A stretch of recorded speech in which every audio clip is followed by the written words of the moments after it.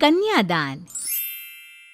पारुल की शादी उसकी माँ एक बहुत ही अच्छे घर के लड़के विवेक से करती है और विदाई के समय अपनी आंखों में आंसू लिए अपनी बेटी को समझाती है।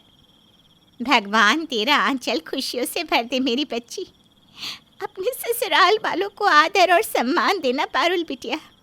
हाँ माँ, मैं आपकी कही हर एक बात याद रखूंगी और अपने ससुराल को ही अपना परिवार मानूंगी। इतना कहते ही पारुल अपनी माँ के गले लग जाती है और कुछ ही पलों में वो अपने मायके से विदा होकर ससुराल पहुँचती है, जहाँ उसकी सास मालती और जिठानी कोमल उसका गृह प्रवेश करवाते हैं। अंदर आते हुए पारुल का पैर उसके लहंगे में फंस जाता है और वो गिरने ही वाली होती है कि तभी विवेक उसे संभाल लेता है। तुम ठीक तो हो ना? अरे बहू, ससुराल में आते ही कदम लड़खड़ाने लगे तेरे, तो आगे क्या होगा? आपकी छोटी बहू बहुत नाजुक मालूम पड़ती है माँ जी, इसका तो खास ख्याल रखना पड़ेगा। अरे तुम लोग किन बातों में लग गए? बहू बेटे को थोड़ा आराम भी तो करने दो अब। हाँ हाँ पापा जी, क्यों नहीं। आइए देवरानी जी, मैं आपको आपका कमरा दिखा दूँ। पारुल बहुत से अरमानों के साथ अपने ससुराल में आई थी और धीरे धीरे वो ससुराल के माहौल में ढल भी रही थी। एक रोज़ जब वो रसोई में काम कर रही होती है तभी उसकी जिठानी वहाँ आती है। ये लो, सब जगह देख लिया मैंने और तुम यहाँ रसोई में पसीना बहा रही हो। अरे जाओ, जल्दी से तैयार हो जाओ। पर क्यों दीदी, कहीं जाना है क्या हमें? हमें नहीं, तुम्हें। देवर जी की छुट्टी करवाई है मैंने ताकि वो तुम्हें कहीं घुमाने ले जा सके। अरे नई नई शादी हुई है, थोड़ा घूमना फिरना तो होना ही चाहिए ना। ठीक है, मैं माँ जी से पूछ कर आती हूँ। अरे तुम अपने पति के साथ बाहर जा रही हो, पड़ोसन के साथ नहीं। जुम्मा जी की इजाजत चाहिए। अरे जाओ भी अब। पारुल मुस्कुराते हुए रसोई से चली जाती है। कुछ ही देर में विवेक और पारुल तैयार होकर घर से बाहर निकलते हैं तो बाहर राजेश अखबार पढ़ रहा होता है। वो दोनों को देखकर मुस्कुराते हुए दूर से ही हाथ उठाकर आशीर्वाद देता है। पारुल विवेक के साथ समय बिताती है। दोनों एक अच्छे से रेस्टोरेंट में खाना खाकर खुशी खुशी घर लौट ही रहे होते हैं कि तभी रास्ते में पारुल को आइसक्रीम की शॉप दिख जाती है। ज़रा गाड़ी रोकिए ना, मैं घर वालों के लिए आइसक्रीम लेकर आती हूँ। सबके लिए लेकर जाएंगे तो उन्हें अच्छा लगेगा ना? ठीक है, ये लो पर्स और ले आओ आइसक्रीम। तब तक मैं एक ज़रूरी कॉल कर लेता हूँ। पारुल आइसक्रीम लेने के लिए कार से उतरती है और विवेक फ़ोन पर बातें करने लगता है।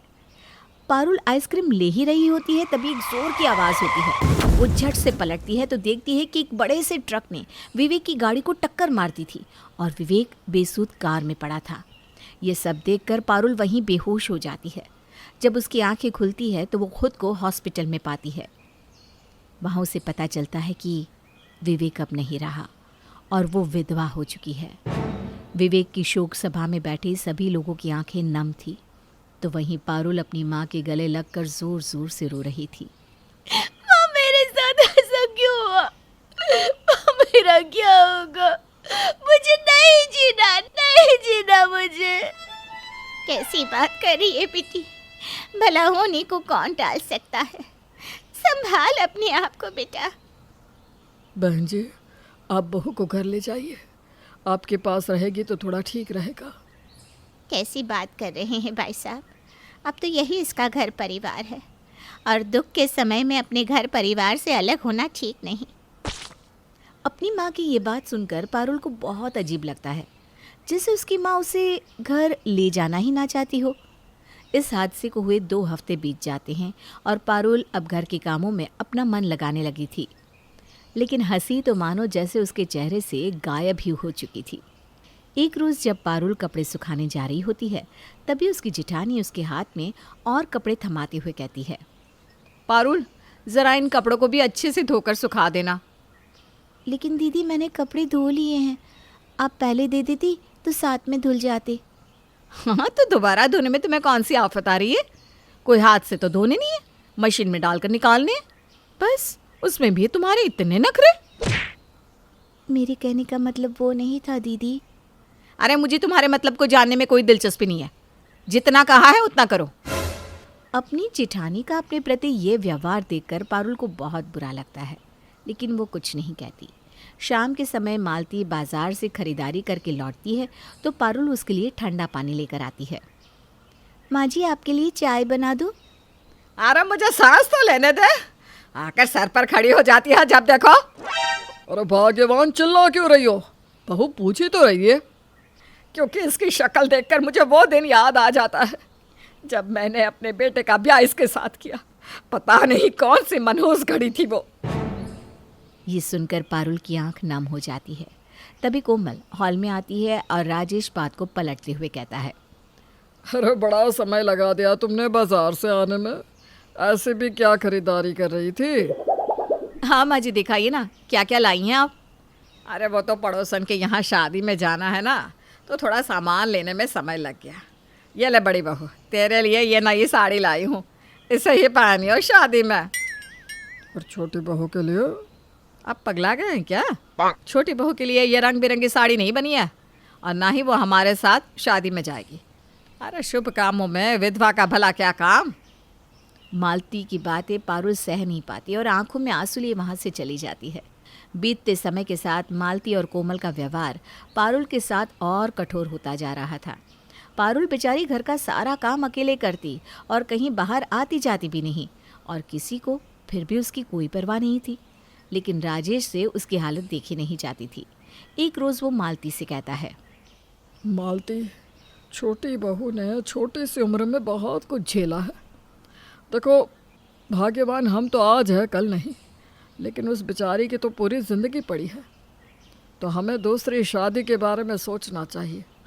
अरे कैसी बहकी बातें कर रहे हैं आप? वो हमारे बेटे की विधवा है, आपकी बेटी नहीं जिसका घर बसाने की इतनी चिंता है आपको।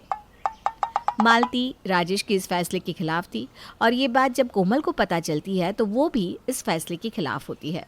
पारुल रोते हुए अपने ससुर से कहती है, पापा जी, मैं जानती हूँ कि आपको मेरी बहुत चिंता है, इसलिए आप मेरा घर दोबारा बसाना चाहते, लेकिन एक विधवा को दुल्हन बनता ये समाज नहीं देख सकता। और लोग क्या कहेंगे पापा जी, थोड़ा सोचिए तो सही। लोगों का क्या है? जब तुम लोग इसके अपने होकर भी उसकी खुशियां नहीं चाहते तो समाज से क्या उम्मीद रख सकते हैं? लेकिन मुझे इस बच्ची की खुशियों की फिक्र है, इसलिए मैं इसकी शादी दोबारा इस घर से भी अच्छे घर में करवाऊंगा। राजेश की बात सुनकर सब हैरान रह जाते हैं। बीतते समय के साथ राजेश पारुल के लिए एक अच्छे रिश्ते की तलाश में लग जाता है, और संयोग ऐसा बनता है कि उसके पुराने दोस्त के बेटे से ही पारुल के रिश्ते की बात बन जाती है। साथ ही राजेश के इस फैसले के खिलाफ कोई नहीं जाता, और कुछ ही दिनों में राजेश अपनी बहू का कन्यादान कर उसे नई जिंदगी के लिए आशीर्वाद देकर विदा करता है।